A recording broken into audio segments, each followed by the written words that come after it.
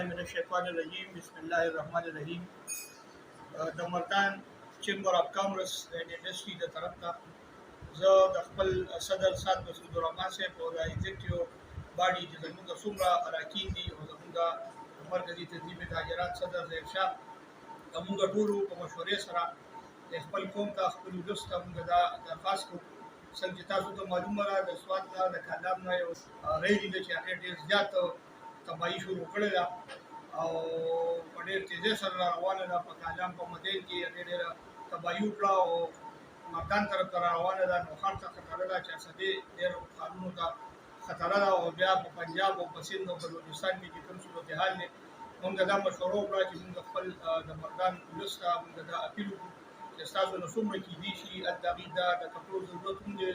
د ټینټونو ضرورت هم دی د خوراک ضرورت هم دی کورونه ټول اوبو یوړل چې څومره ستاسو نه کېږي نو هغه زموږ د مردان چیمبر اف کامرس چې کوم لاندې فلور دی رومانیې فلور هغې ته موږ دغه کړی دی خالي کړی دی او دلته شپږ ګروپي کمیټي جوړه شوې ده زموږ مرکزي تنظیم تاجران جنرال سکرټري وقار باچا صاحب په هغې باندې اوس تاسو سره خبرې وکړي څومره چې درنه کېدای شي هر څه وي هر قسم امداد وي نو هغه تاسو دلته راوړی شئ چې دغه خپل مصیبت کې چې کوم مبتلا زموږ زړونه دي چې د هغې ته ورسو نحمده ونصلي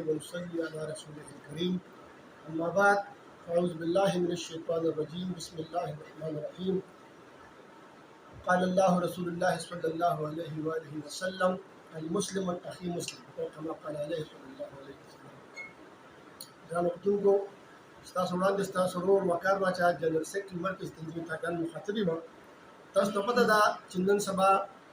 ملک خدادار پاکستان باندې یو ډېر لوی عذاب د اوبو په شکل کې را روان شوی دی دا تر دې وخته پورې چې کوم خبر راځي نو هغه دا دی چې د سوات د کالام نه د اوبو یو ډېر لوی ریلي را روانه ده چې دا ریلي به مردان نوښار کراس کوي او ښکته علاقو ته به ځي په دې لړ کې مرکزي تنظیم تاجران دا ضروري ګڼي او خپل فرض ګڼي چې د دې ورونو چې کوم بې کوره شوي دي چاته د خوراک ضرورت دی چاته د ادویاتو ضرورت دی چې موږ د هغې په مدد وکړو په دې لړ کې د مردان چیمبر اف کامرس هم ډېر شکرګزار یم د هغې د صدر د سات مسعود الرحمن صاحب د سینیئر نایب صدر د جناب فیاض خان بی او د خپل ورونو د نایب صدر جناب شاهي او زموږ د پراپرټي ډیلر اسوسییشن صدر جناب ملک مجیب الرحمن زموږ ایگزیکټیو جناب میان بچا صاحب د دې ټولو شکرګزار یم